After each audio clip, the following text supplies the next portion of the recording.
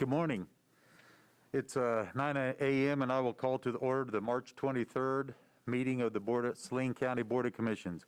Will the clerk please call the roll? Commissioner Shadwick. Commissioner Sparks. Here. Commissioner Vidrickson. Here. Commissioner Weiss. Here. Commissioner White. Here. Yes, will you please stand for the flag salute and please remain standing for a moment of silence. I pledge allegiance to the flag of the United States of America and to the republic for which it stands, one nation, under God, indivisible, with liberty and justice for all.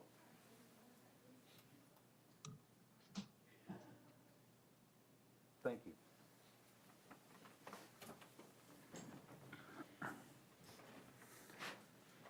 At this time, we have citizens' input. Citizens may speak on county government, usually limited to 3 minutes. For regular business, that's not on today's agenda. Please state your name and address. Dennis Benoit. I live in Geneseo in Kansas, but I was born here in Salina, and I consider this my hometown. Good morning, commissioners. Good morning. I'm here to kind of give you a video review of an important event that happened in 2004 about the Vaxxed movie.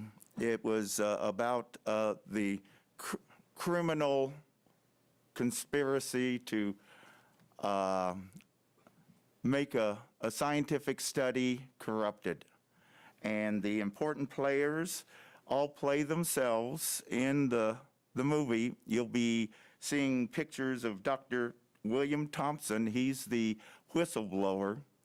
And Dr. Julie Gerberdine, she was the CDC director.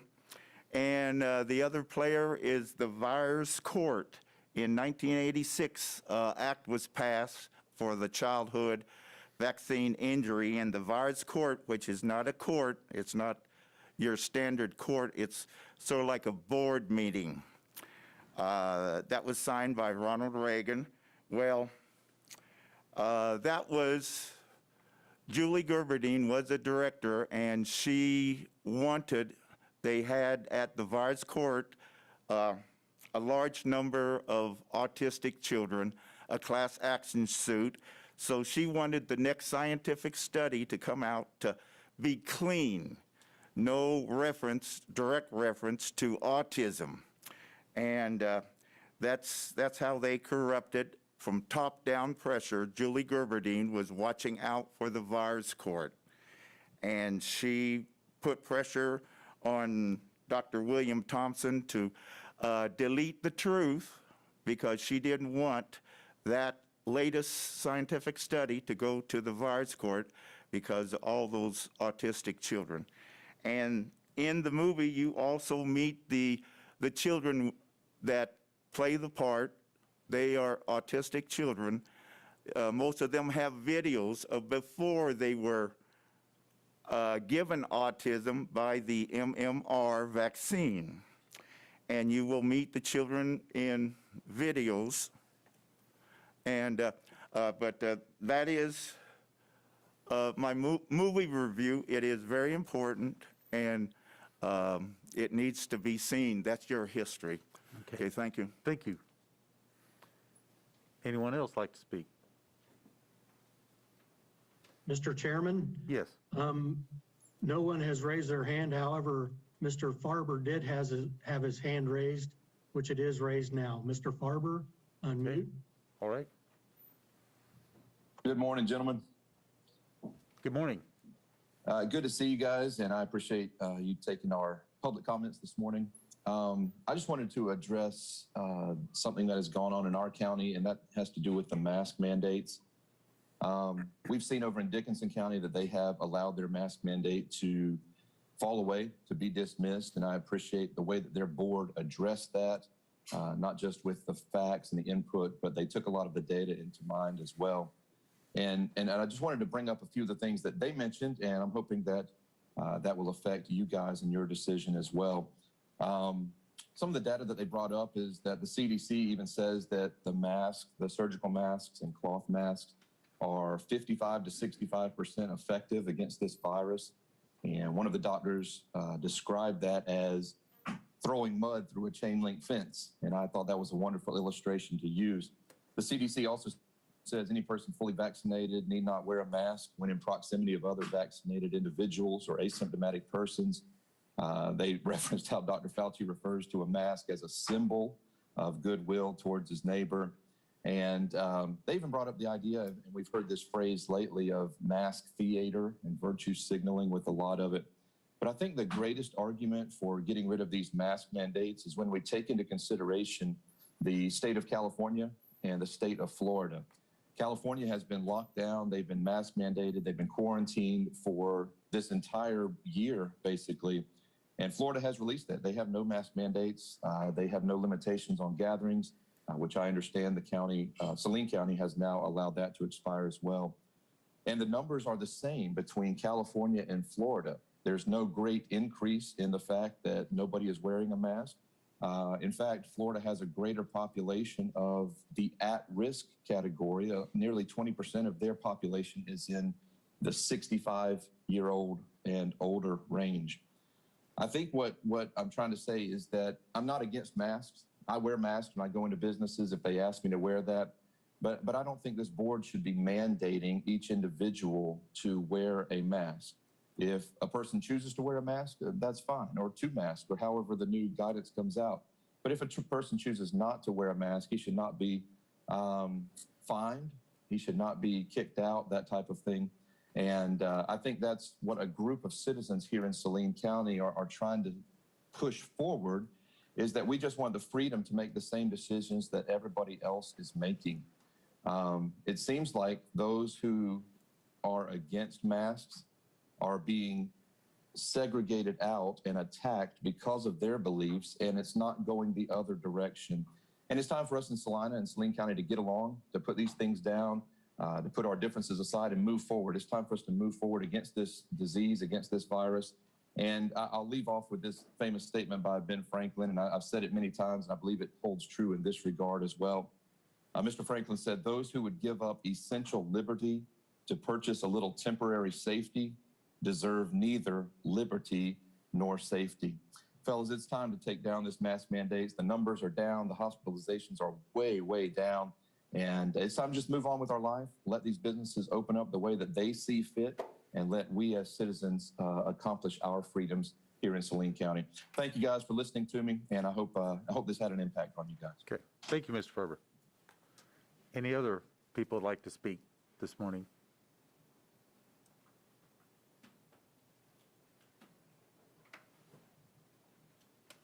Okay. My toy? It's more than that.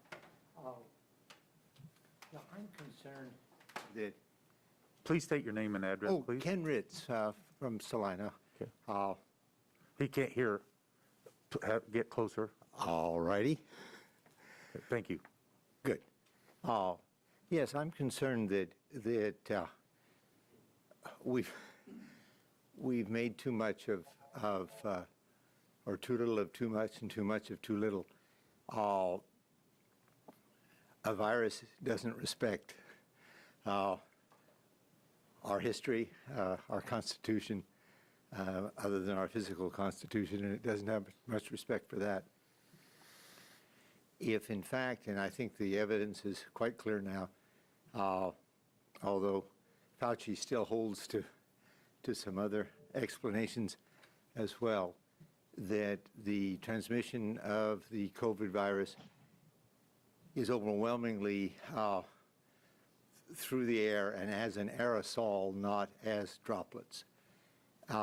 If that's the case, and as I say, the evidence is pretty clear on that, and I don't know, hopefully you folks all received, I know Commissioner White did, I handed it to him, a wonderful piece of work done by a professor of chemistry at Colorado University, whose specialty for the last 20 years has been aerosols. An aerosol, as they point out, is when you hear aerosol, think smoke. It's something that hangs in the air where droplets of much larger size, gravity will bring them to where you want to be sure to vacuum your carpets. And anyway, it's a wonderful exposition that he and several hundred other scientists around the world put together, concerned that was being missed. But the mask is intended, and it works up to a point. My glasses will probably fog up soon. That's the point that shows you that it isn't working 100%. None of the masks do. And that's a shame, because that's an area of we've had time to develop better fitting masks. The material that they're made of is also a concern, and we can improve in that area. You got 1 minute. Yes. 1 minute left. Oh, all right. Well, but filtering the air is something that a mask we do individually. There are other means that we need to look at as much or more. This is one. This is just an air purifier with a HEPA filter. The key is the HEPA filter. It's tight enough that it will trap most of the virus. HEPA filters for your HVAC systems, including the one in this building. Does anyone know if that's been attended to? And of course, just good old fresh air, getting a change in the air. How many changes in air in this basement room are we getting every hour?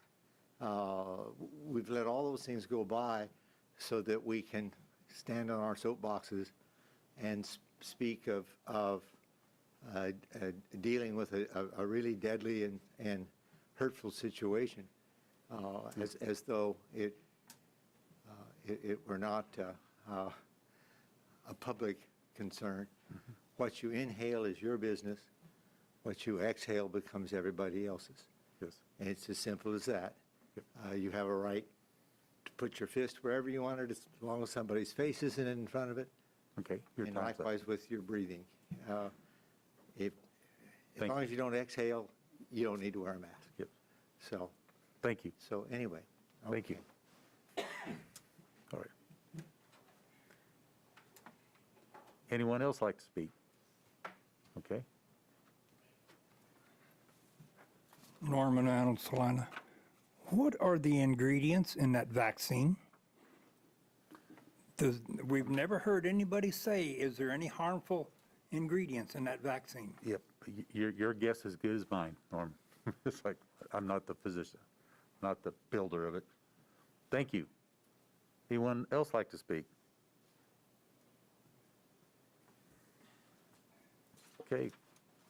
This time we'd like to, we'll move on. If someone needs to speak, we'll move to the consent agenda. Is there any commissioners that'd like to remove or have any comments on the agenda?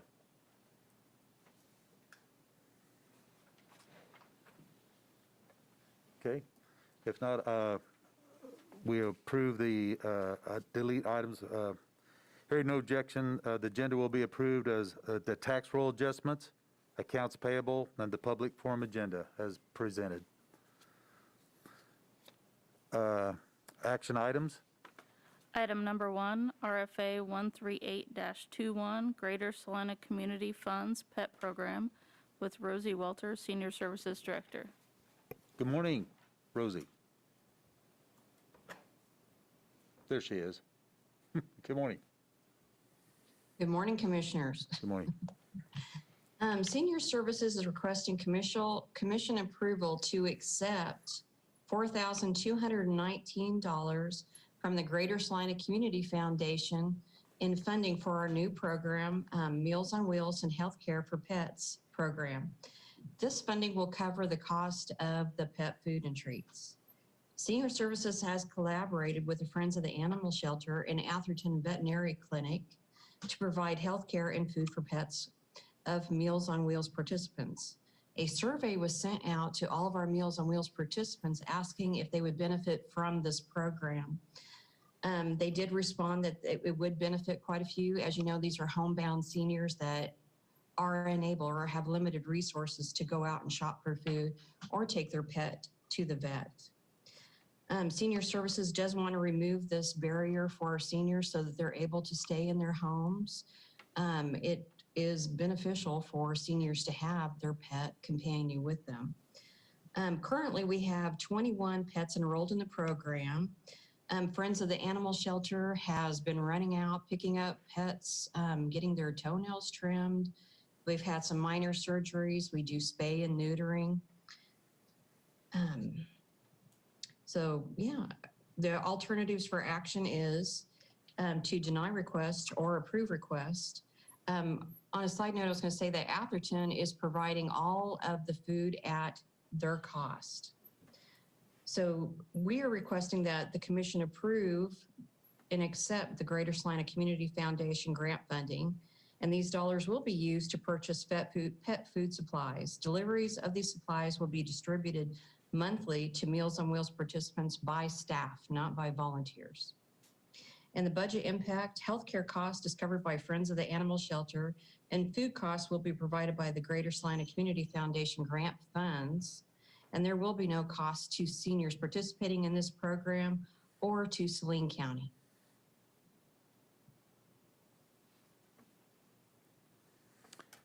Okay. Are there any comments or questions by the commissioners? Well, Commissioner Vidrix and Rosie, I assume that we are not charging anything to the people, to the recipients. Is that correct?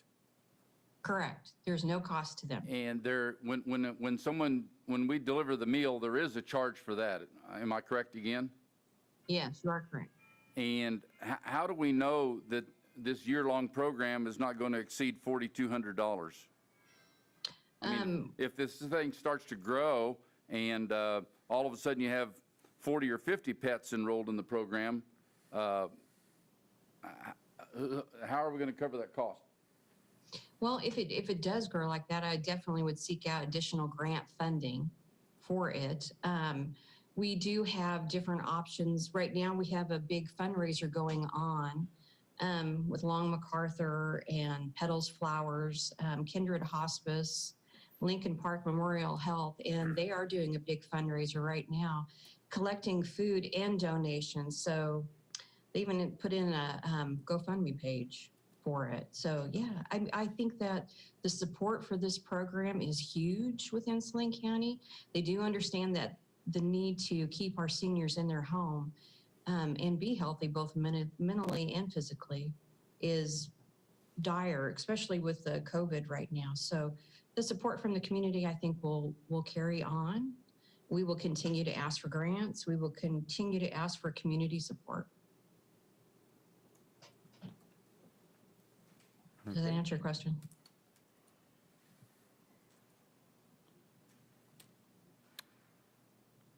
Well, not really, but I mean, I'm not against this, so I think to stir the pot any further on my part would be detrimental to what we're trying to accomplish.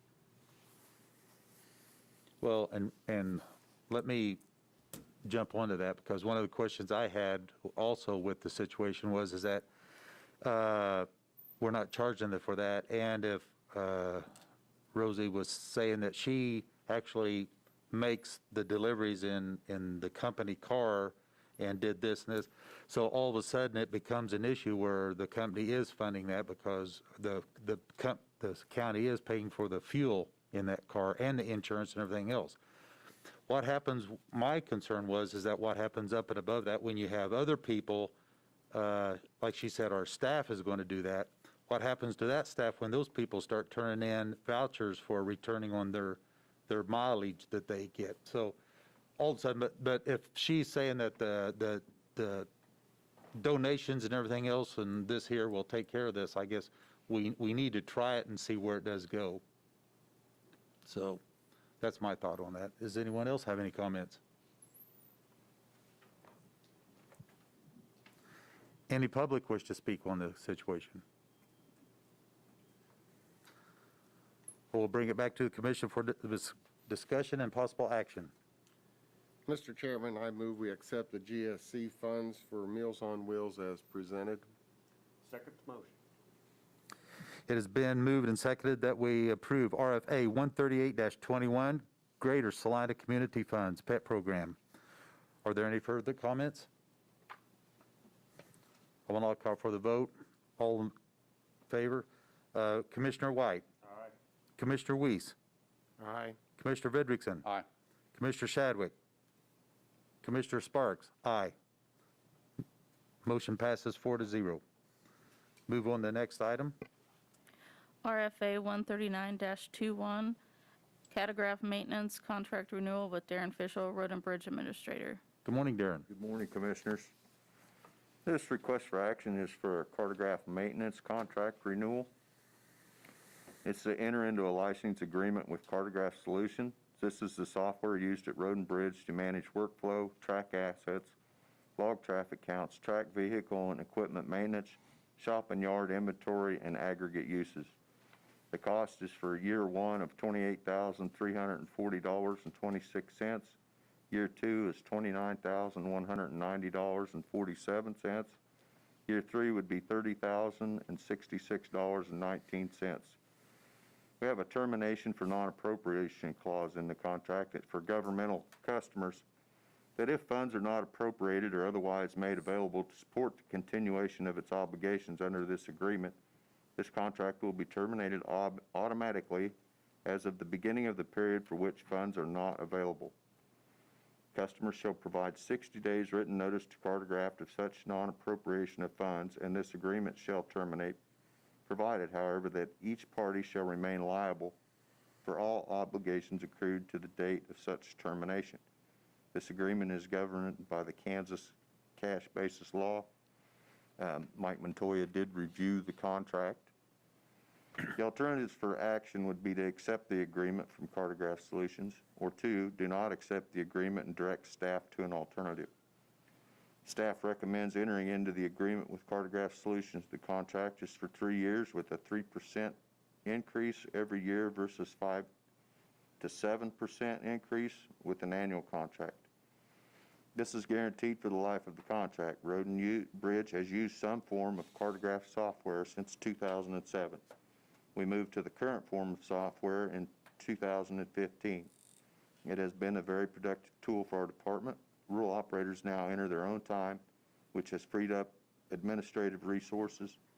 It tracks asset condition, location, and history. They're all available to all users.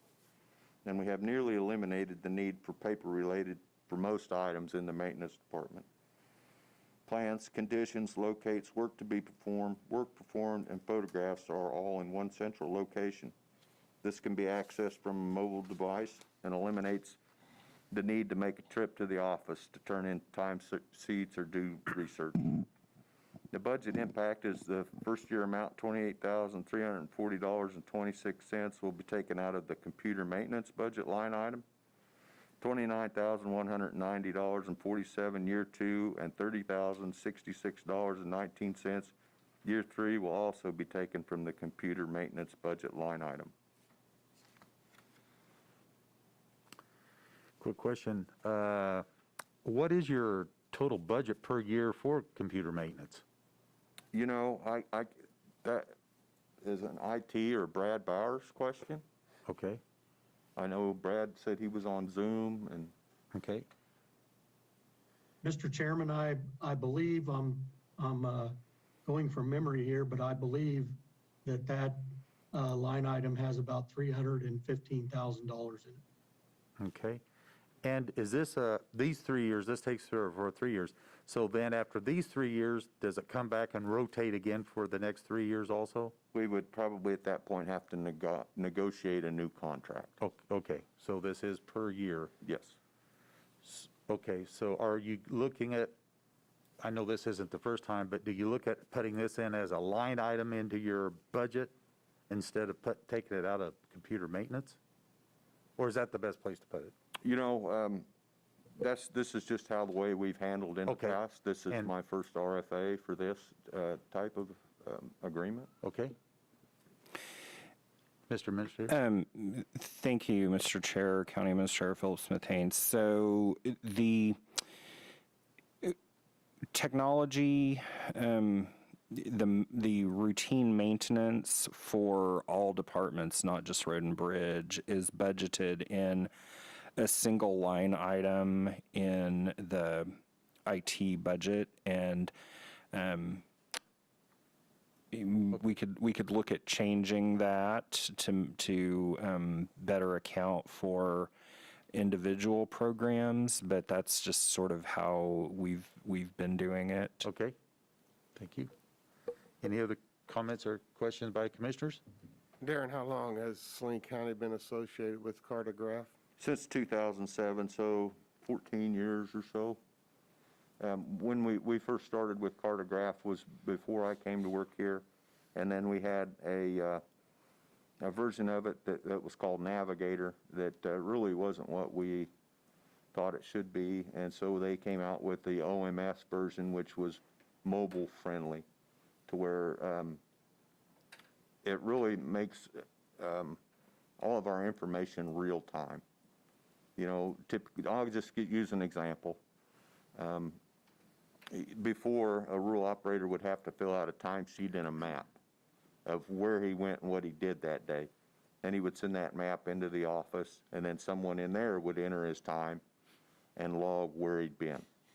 Now the rural operator has an iPad, and he just puts it in there at the end of each day. That way, if you call me tomorrow and say, hey, our road hasn't been bladed in 2 weeks, I can instantly pull that up and say, well, there was a motor grader there on such and such a day. That's just a little instance of the, before you had to go through a stack of maps, and just little things like that really freed up administrative resources. Darren, I believe my question's been answered, but to confirm it, our IT department has been involved in the software package? Absolutely, absolutely. They have been very instrumental in getting it to where we need it to be. I assume so, but I didn't know it for sure, so thank you. Darren, you said this is the first RFA for this, but yet in your information here, it says we've been doing it since 2007. How's it been appropriated before if we've never used an RFA for this? This is the first time I have done an RFA for the maintenance contract. In the past, it had been done by IT. $90,000 is a lot of money. I mean, I have a hard time, and I'm not a computer person, but it just seems to me like this is, with the things that you've outlined here, it seems to me that this is something that our IT department should be able to accomplish. And to spend another $90,000 on this, to me, it seems, you know, a lot of money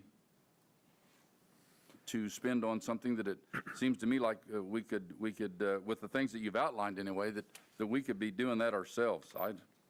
I guess that would take another conversation.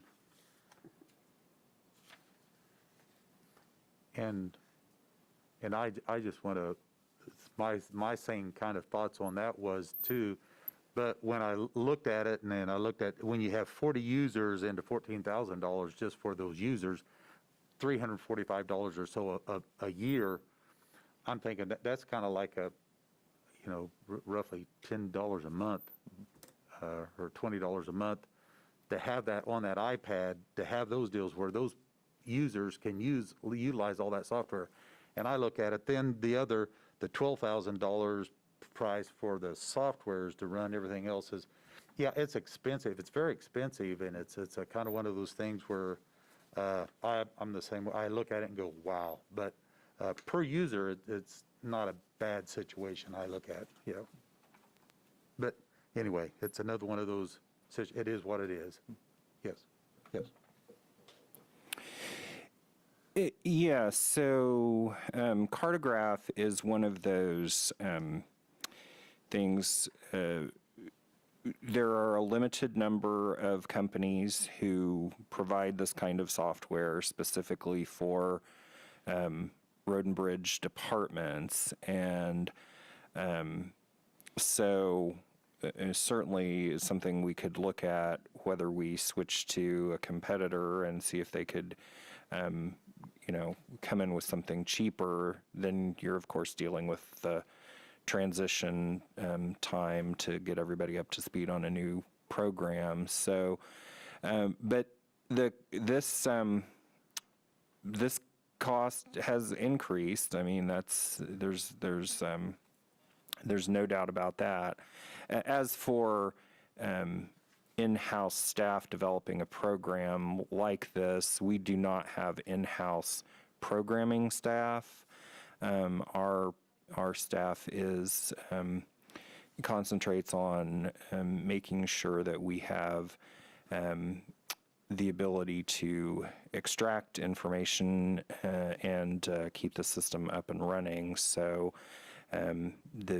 the thing that you get into when you have in-house programming staff is then if those people retire, then that creates another set of problems. So that's why most of the software that we use countywide is market, things that we can buy off of the market, whether it be Microsoft products or in this case, Cartograph, which is one of those major national users. But yes, it is an expensive cost of doing business. There is no doubt about that. Well, that's interesting information. I mean, in my 5th year here, I wasn't aware of that. I just assumed that most IT departments had programmers within their department. That's good information to know. I mean, I'm obviously questioning this whole process, and all the while we just don't have the people to program it. So in other words, our IT department is more of a maintenance situation as opposed to the programming, which is, like I said, I'm not a real computer expert by any stretch of the imagination. So that's where I'm a little bit off base there, I assume. So, but that having been said, when you look at costs like these, $90,000, pretty soon it looks to me like we could hire a programmer. If we've got every department out there is buying programs and we're paying for the different situations. So I'm going to vote for this because I don't feel like I have enough wherewithal or information to vote against it. And you've explained that to me, but I am against spending the $90,000. I just think we need to look further down the line and see what we can do here. I mean, look 5 or 10 years down the road, and if that means that we need to start looking at hiring a programmer to save, this is just one item, and we're talking $30,000 a year. So. Yes, and something else, I went to Cartograph's website and was looking at some of the programs and what it does do. One of the questions I have is, since this does include like vehicle maintenance and all this other stuff, and here internally for the whole county, is there some way somehow that we could look at utilizing that software to take control of maybe of the whole fleet of the county vehicles and stuff and help out in that situation? That would be an internal discussion. Yes, but yes, I mean, looking down the road, like Mr. Vedrickson said, I just looked at it and thought, that'd be kind of a what if, to look at down the road. And, but what a neat, all the softwares that included in this OMS software is just unbelievable of what it does do. Yeah, so it's kind of a neat situation. So anyway, any other comments or by the commissioners? Any public wish to speak? Can I have a couple words real quick? Yes. The OMS software is a cloud-based system. It is a disaster recovery type of software as well. The monetary value of that is, if you look at Greensburg, what happened there, everything's gone. Similar to this is if this building were to go away, Road and Bridge were to go away, we would still have the ability to access this in the cloud. It stores all of our data out there, all of our history. Again, the fleet maintenance, the tasks ability to get some cost involved with the mile and things like that, a grid mile. It does have custom modules in there where we can go out and create culverts. We track some 6,000 culverts out there, Darren? Yep. Something like that, and we do maintenance on that. We track small structures that aren't considered bridges, but aren't considered culverts either. They're just somewhere in between. It has the ability to do custom report writer for it, so we can build different reports for their needs, your needs, things like that, in addition to the filtering part of it, where we don't have to go out and do all of the custom data pulls from it. I can go out and set a filter up for them, save it, and all they have to do is turn it on and off to get the data that they want to get out of it instantly. And y'all have seen some of the queries that we have wrote that show all of our earth roads, all of our gravel roads, all of our pavement roads, things like that. And when's the last time in the past 7 years, how many times have they been on this road? In the past 6 months, how many times have they been on this road? So it's a really powerful software. And having it in the cloud away from us completely is valuable enough to me, in my opinion, to say if something should happen in here, we're not going to have to worry about it because it's somewhere. Yes. You might say that that was Lauren Humphrey from our IT department, and Lauren is a valued employee here at the Saline County, so thank you for the additional information. Any other comments? Well, I know that many times you get into you buy into a software and go into a contractual agreement, and you hope that the expense of that year after year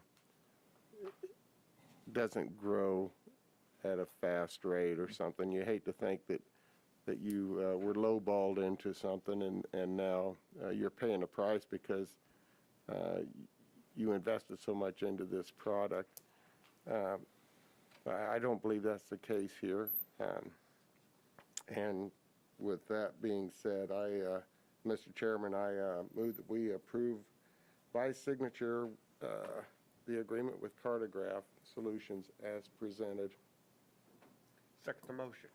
It has been moved and seconded that we approve RFA 139-21, Cartograph Maintenance Contract Renewal. Any public comments? Any public comments? How do I ask that? I'll call for the vote. Commissioner White? Aye. Commissioner Weiss? Aye. Commissioner Vidrickson? Aye. Commissioner Shadwick? Commissioner Sparks? Motion passes 4-0. Thank you. Thank you, Darren. Next item. Item number 3, RFA 140-21, Nimble Storage Area Network Device, with Lauren Humphrey, Database Administrator with Computer Technology. Good morning, Lauren. Hello again. The County IT Department is requesting permission to expend $35,000 at Eagle Software in Salina for a Nimble Storage Area Network Device. This storage area network device will go out and replace our aging Equalogic that we currently have out at Road and Bridge for our disaster recovery site.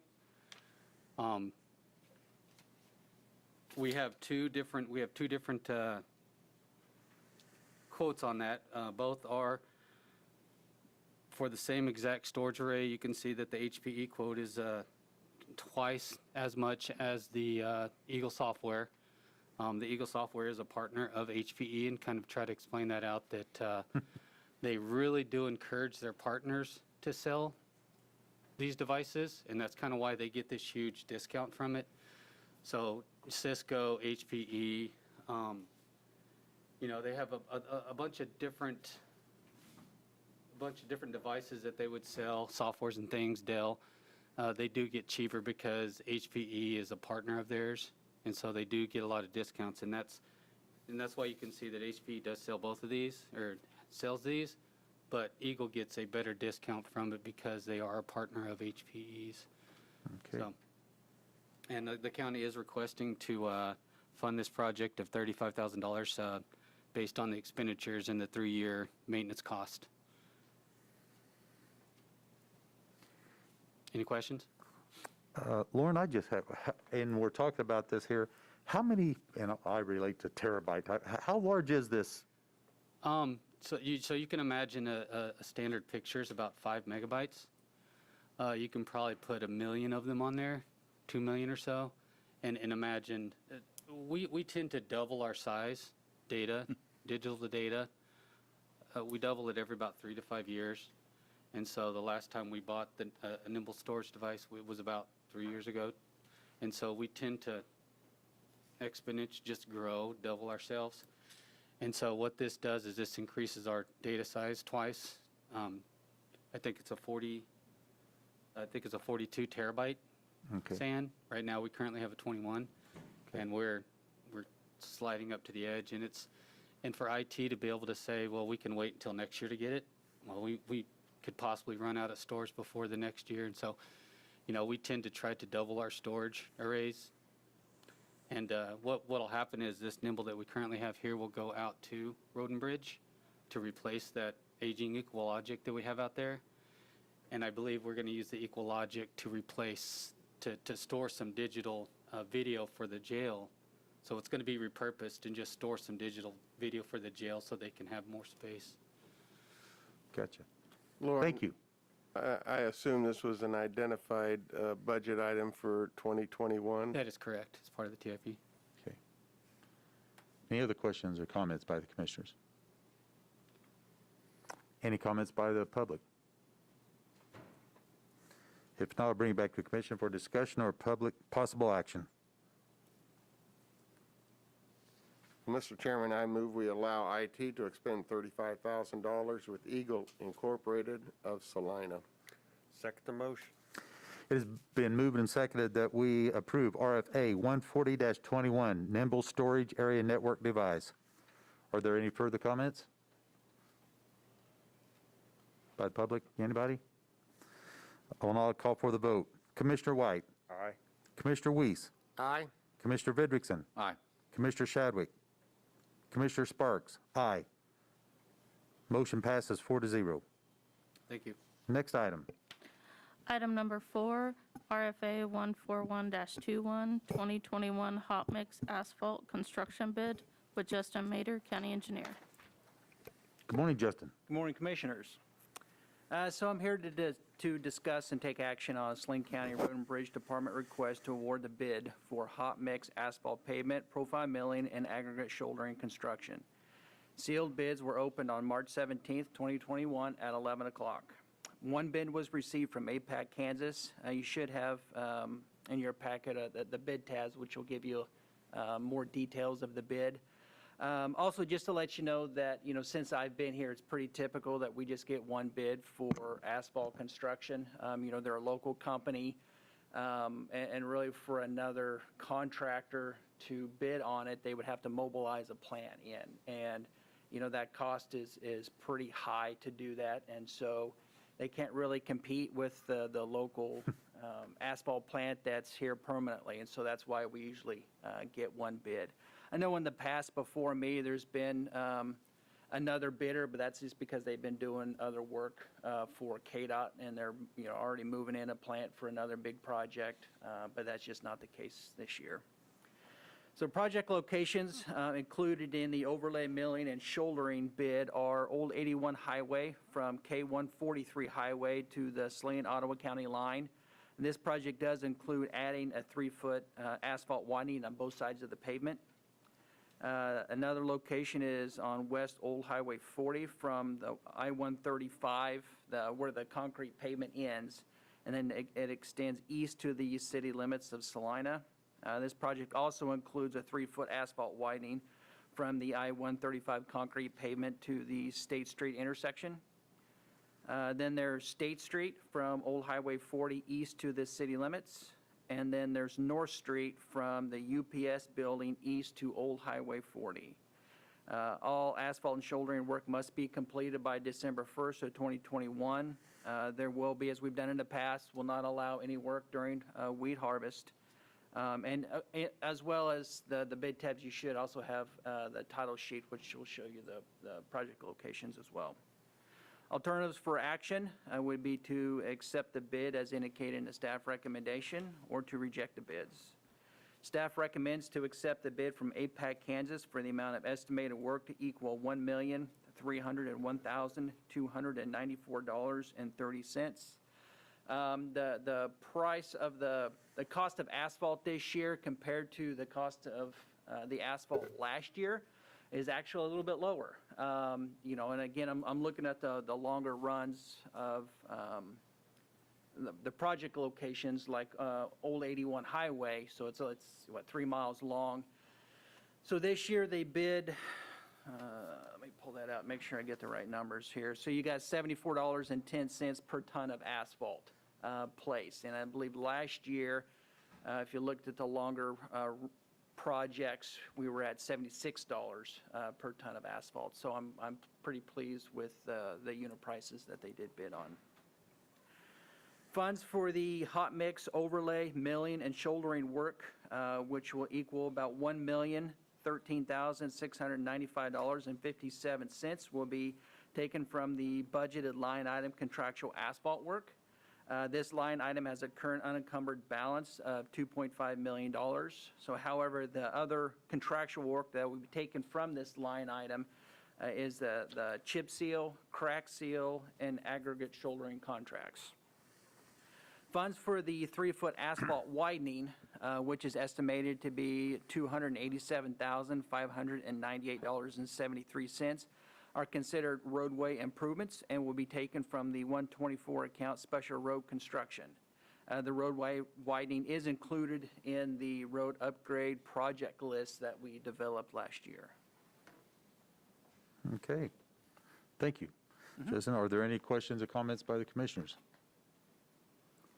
Will there be additional projects going on throughout the summer and next fall of the same magnitude? Justin? No, this should be all of our overlay type work. Okay, thank you. And Justin, these are all 4 important projects, been on the county's radar for a long time, and Yes, they have. hopefully it'll get approved here shortly, so. Yes. Okay. Are any members of the public that wish to speak? I would bring it back to the commission for discussion or possible action. Mr. Chairman, I move we award the bid to APAC Kansas for the project number 215447 for hot mix asphalt construction. Second the motion. It has been moved and seconded that we approve RFA 141-21 2021 hot mix asphalt construction bid. Any further comments? If not, I will call for the vote. Commissioner White. Aye. Commissioner Weiss. Aye. Commissioner Vidrickson. Aye. Commissioner Shadwick. Commissioner Sparks. Aye. Motion passes 4-0. Now we'll move on to informational items. Creation of Assistant County Engineer position with Justin Mader, County Engineer. We'll just let you take care of it again, okay? Okay, that sounds good. So the current Saline County surveyor has retired from Saline County. I'm requesting consideration from the Board of County Commissioners to allow me to reorganize my staff by replacing the county surveyor position with an assistant county engineer. Due to the retirement of the county surveyor, my office has lost the ability for the land surveying portion of it, is to locate section corners, to perform survey reviews, and write legal descriptions. But along with those land surveying duties, my office has also lost a staff member who also performed preliminary topographic survey. They also had design projects for approval by the county engineer, a construction inspector, a material tester, and a certified bridge inspector. As my office moves forward, my biggest concern is our ability to complete project designs within a reasonable time frame. This has been a concern, and the loss of a staff member who also designs compounds that problem. Therefore, instead of replacing the county surveyor position, I asked the commission to create an assistant county engineer position. This position would be a licensed professional engineer. Experience has proven that counties hiring land surveyors with a design experience, or even a PE, professional engineer with a design experience, to come work for a county can be very, very challenging. However, I believe the chances of finding a professional engineer with design experience will be much greater than hiring a land surveyor with design and construction knowledge. So the benefits of hiring a professional engineer include, and I think this is the most important, is it provides a smooth succession plan to keep projects and programs moving forward if something would happen to the county engineer, which would be me. And I really do think this is very, very critical for my office. An assistant county engineer would provide the needed redundancy and continuity within the office for both design and construction. And this would help manage, extended staff leave, and we can keep things rolling, moving forward. The current design needs are beyond my ability to complete the projects within a reasonable time frame. A PE will help me keep projects on staff. An experienced designer will also provide a professional review of designs. The projects, all projects should require a thorough review with a fresh set of eyes to identify any errors in design or plan sets. We deal with a lot of details, and there's always details that you're going to miss, you're going to overthink, especially when you're in the weeds of a design, and having that fresh set of eyes look over, what you're doing is a really good practice to have. Also, a licensed professional engineer, an experienced licensed professional engineer is less likely to leave Saline County within a few years of employment compared to an intern. Typically in my industry, an interns, they'll work for a company, and then there's a good chance, just because of where they're at in their life, they always find employment somewhere else because they want to move, they're getting married, and their spouse takes them somewhere else. There's a lot of reasons why interns don't stick around, usually for the long haul. Though rare, some professional engineers have a dual PE and land surveying license. This would be my preference for an assistant county engineer. However, if a dual licensed engineer does not apply, I would prefer to hire a professional engineer and then hire a local consultant to perform the duties required of the land surveying. And those duties would be to, locate section corners and follow the section corner ties and everything that deals with the section corners, perform survey reviews, and write legal descriptions. I've discussed these tasks with a local consultant here, and I believe that these costs would be anywhere in the range of $15,000 to $20,000 per year for the consulting services. So I've included a document in your packet which does list the responsibilities in the engineering office, as well as a document that models the tasks that would be assigned to each member in my office if I was allowed to hire an assistant county engineer. So as far as the budget impact, current salary budget for the engineering office is $328,972.80. This includes a position for the county engineer, county surveyor, and 3 engineering technicians. The assistant county engineer position salary range would be, is estimated to be in the $75,000 to $85,000 range, pending a classification review by Archer. If a PE applicant has a dual land surveying license, there would be some premium pay estimated to be around $10,000 on top of the assistant county engineer salary, because they would have the dual roles. So as an estimate or a scenario, the total engineering salaries with a county engineer, a mid-range professional engineer, as well as a land surveying, so they have the dual license, and this would be for the assistant county engineer. At Engineering Tech 3 and an Engineering Tech 2 would be around $312,000. And if this was the case, I would officially eliminate the 3rd Engineering Tech position. I feel that the abilities of a land surveyor or a PE/land surveyor would fulfill our needs, and there wouldn't be really a need to have that 5th position for an engineering tech. Questions? Any comments? Justin, I have a couple questions for you. Sure. First and foremost, it's a thorough report. You've spent a lot of time, I can see, in trying to explain the pros and the cons. I appreciate that. I guess my issue is, in the history of Saline County since early 90s, Saline County's had many different engineers prior to you, but there's only been one engineer in charge of that department. And now we're all of a sudden looking an assistant engineer. And I understand your arguments in regards to the demands of the surveyor, which is basically what the county needs right now, seeing as how we lost the surveyors, excuse me. And so I just wondered if you could maybe enlighten me a little bit in regards to, are you overworked? You're cranking out projects like all the other engineers before you? What am I missing here? So this is, my knowledge of how the office ran in the past has been talking with other staff members. And I'm trying to I did my best to try to understand, kind of how things were happening.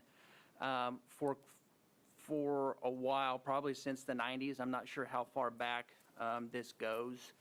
A lot of the design for bridges, I'm not sure about road projects, but for bridges was, and I'm talking about the design, the survey, the design, and the plan production was performed by mainly the majority of it by two engineering technicians and the county engineer and the county surveyor. Sorry, one technician and the county surveyor.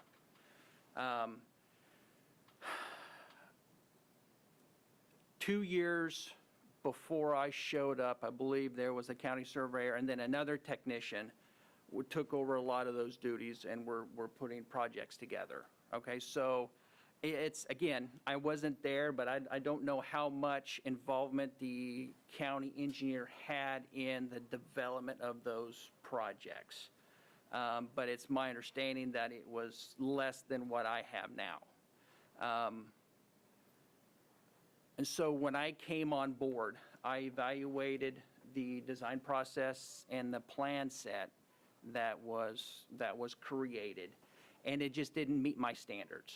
Okay, so I felt like, okay, everything's going to be underneath my professional seal, which is, my livelihood, and so it's very important that things are going to be done my way. And so I looked at how things were done, and I decided we needed to make a change. But in order to make that change, I took the duties away from the technicians for the design, because I had to figure out, okay, how do I want this office with this staff and our abilities to move forward? And I had to kind of develop that system. And that was probably early in 2019. And then, we had a lot of the flooding, and I had a lot of FEMA, I'm going to just call it stuff, to do with all that flooding. And so developing that system kind of had to be put on the back burner a little bit while I had to deal with all not just the FEMA, but then there was also some road projects that we wanted to get done. The Waterwell Road from Burma to Lightville, and that took a significant amount of time too. And so that kind of really slowed everything down, and everything was kind of bogged down, with me as I was trying to do all these other things, as well as develop how we're going to design these bridge projects. Eventually, I got things sorted out, and this is how I want to move forward. And so, because my intent was to have the county surveyor and engineering tech continue then doing a lot of that design work up front. And it was like any new process, as well as new software, trying to teach, new software to one of the engineering techs, it's an investment, and that investment is usually time, and so it takes time to get staff to a level that I want them to be at, so that my involvement is a little bit, is minimized too, so we can move forward. And so losing the county surveyor lost a big portion of that design And so that's where I'm thinking, my biggest hole that I have in my office is the design need. And so that's why I'm asking to hire a PE to fulfill that. Now, I do think having a land surveyor in my office would be wonderful, and I think that would be great to have, and that's why my first priority would be to hire a dual license, PE and land surveyor, because then that kind of fills all of my needs in my office. Another thing too to consider is, I have an engineering technician, that's been talking about retirement too. He's been around a long time, he's got a lot of experience, knows a lot of things, and so I'm also kind of setting this up to where when this individual retires, I can bring in a more entry-level design tech, which would be a lot easier to fill than a very experienced technician, with that design ability, as well as design and construction ability. And so I'm trying to set my office up to where that can be a lot smoother transition as well. If I might ask a couple questions, Roger. Yes, please. Mr. Chairman, of the administrator, and I'm looking for a one-word answer. Are you in approval of this proposal? Yes. Thank you. With that, I'm in favor of it also. I think you've outlined this fine in response to Commissioner White's inquiries. It wasn't but 2 years ago, we'd never had an assistant administrator either, but we hired one because of all the additional responsibilities. Last year, we hired a assistant road superintendent, which we had before, but we eliminated it, and now we're back into it because of additional responsibilities and the workload and so forth. With the work that you've done here and the way you've outlined this, I'm very much in favor of it. I'm in favor of letting the department heads or make their own proposals, their own determinations, and bringing it to us just like you have done here. You've outlined this very well, and I'm in favor of it, period. Justin, I appreciate the work you put into this proposal, and I know that your streamlining of your department, it seems like you're going to be able to do more at less of a cost for us, and I appreciate that. And knowing that it has the administrator's blessing weighs quite a bit with me also. One question, with the loss of the land surveyor, are we contracting that out now, and is that done? Is that open to land surveyors within the county or in the proximity of the county, or how are you handling the need for a land surveyor right now? So what I've, my immediate need is the survey reviews. We have all the projects that's in the near future have been surveyed, the section corners have been found. So I don't really have a section corner immediate need right now, so it's just a survey reviews. So there's this transition period that really I'm trying to deal with, I'm trying to manage. And so what I did is I just reached out to a consulting firm to provide those services. And there's an agreement that Mr. Montoya was reviewing, had some comments about providing those as-needed survey services, and I plan on coming to you next week to accept that. But I did not feel the need to go out and get proposals from all of these survey companies, or from all these consulting companies, because I'm hopefully, this is only going to be a month-long need, that I need, or, until we can get someone replaced.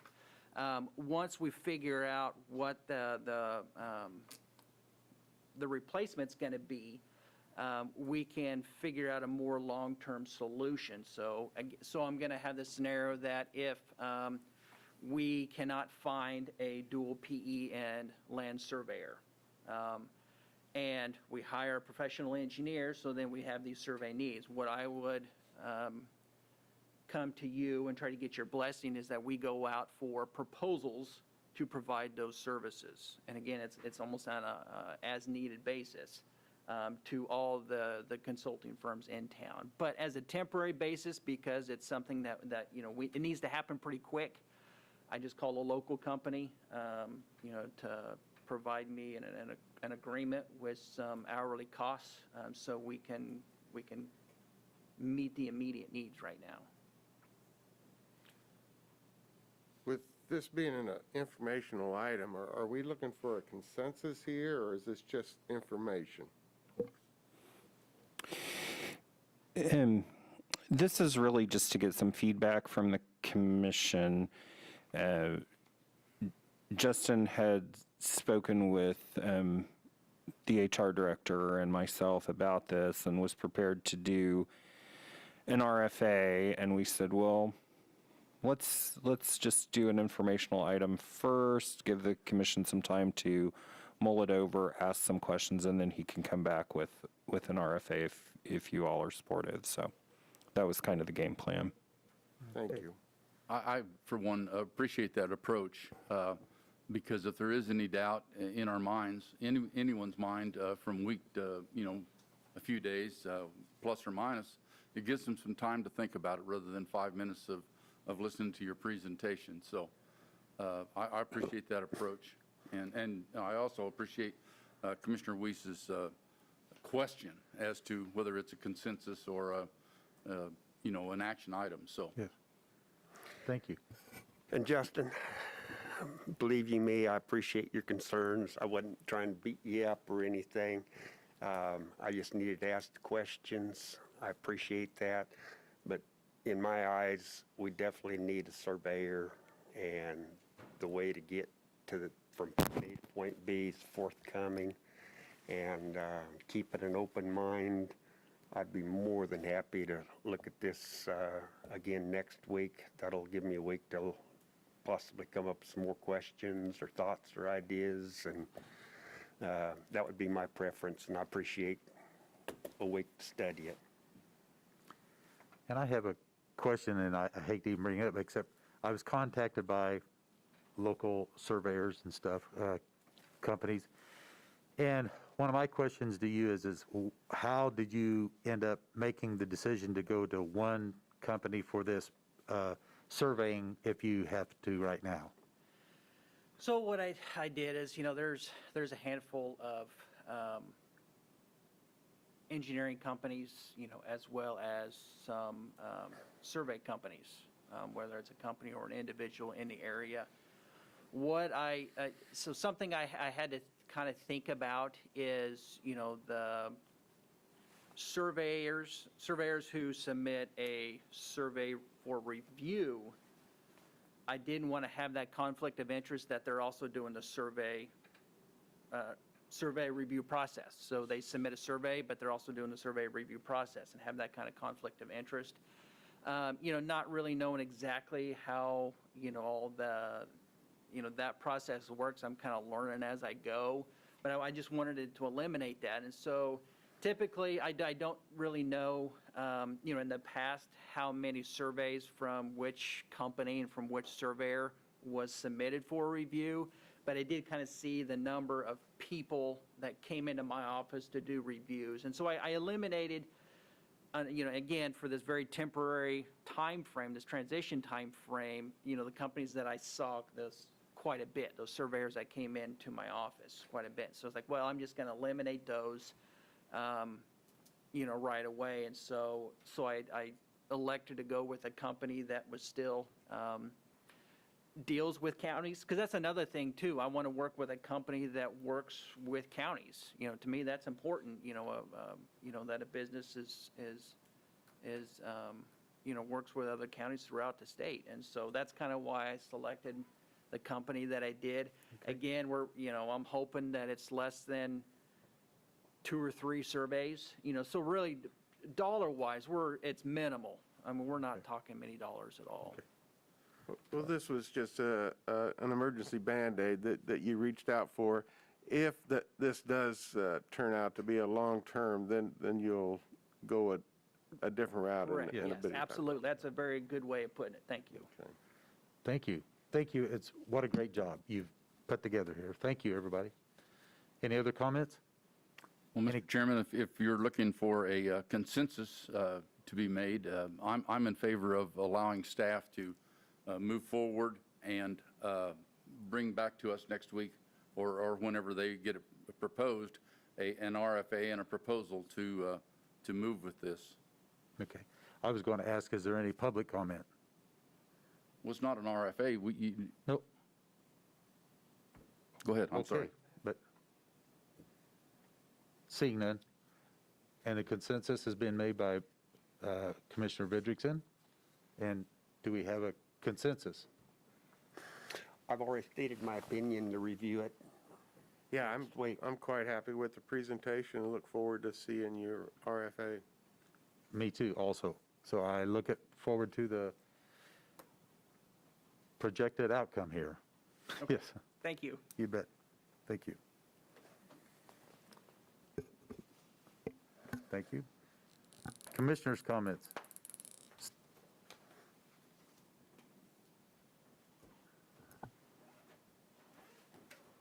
Administrators' comments? You're looking at Don't me have like- anything this week. You're Thanks. looking at me like, I want to speak. Okay. Announcements. I just say the Farm Expo starts today, so everyone can go attend that in the rain and have a good trip. So, any other comments? Once, I'd say, okay, hearing none, no further business, meeting adjourned. Thank you.